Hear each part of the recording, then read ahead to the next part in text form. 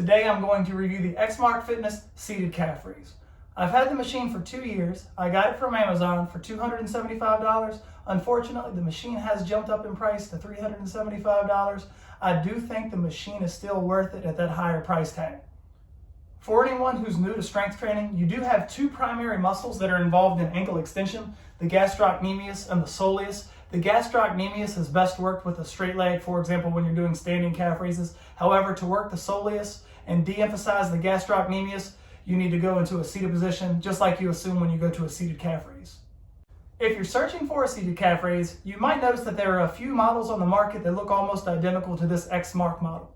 Most notably, the Titan Fitness model. The Titan Fitness model comes in quite a bit cheaper at $160, but if we compare the specs on the two machines, I do think the XMark Fitness model is a better machine. While both machines are constructed with 11 gauge steel, the XMark model weighs 80 pounds while the Titan Fitness model weighs 64. Also, if we compare the padding on the two different machines, the XMark model padding is a lot better. The weight capacity for the Titan Fitness model is 550 pounds, while the weight capacity for the XMark model is 700 pounds. For those reasons, in comparing the two machines, I do think the XMark comes out on top. But if you're looking for a less expensive seated calf raise, I don't think you can really go wrong with the Titan Fitness model. But back to the XMark model, it has a few adjustment points. First off, your pivot point is right here. You can adjust the knee pads up or down.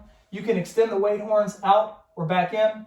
And then to get the machine into motion, raise up on the knee pads, move this arm out, and then you can perform the seated calf raise.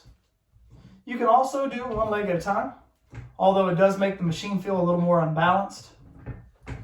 And then when you're ready to rack, move the arm back in place.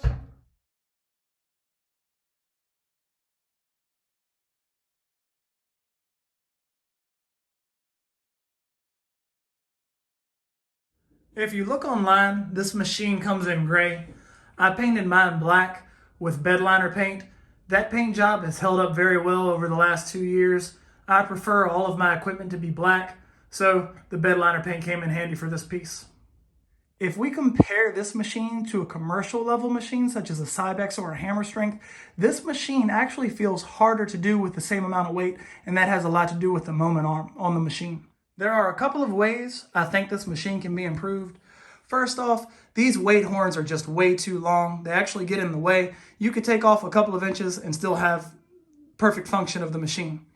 Secondly, I think this single grip right here looks kind of silly. I would prefer the machine to have one on each side of the knee pads, but it still works fine with just that one. And looking at some of the reviews on Amazon, there is sandpaper tape right here. Luckily, it hasn't happened to mine, but I have seen where some people's sandpaper is peeling from the bottom. That's an easy fix if yours does do that. Another complaint that I've seen is that the rubber here peels away. Not a big deal and an easy fix. I haven't worried about it, so that's why mine's peeled up a little bit.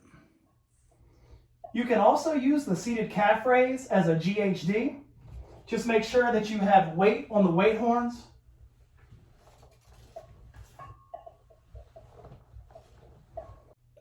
These knee pads swivel, so they will fit to your body nicely. And here's 90 pounds in action. And this is a heavy 90 pounds.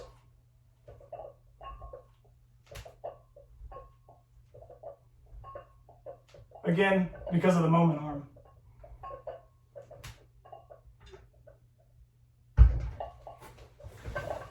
Overall, I'm really happy I got this machine, especially at the price of $276.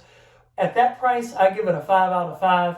At the price tag of $376, probably a 4 out of 5. If you found this review helpful, and if it helped you to pick which seated calf raise you want to buy, please consider liking this video and subscribing to my channel. Thanks.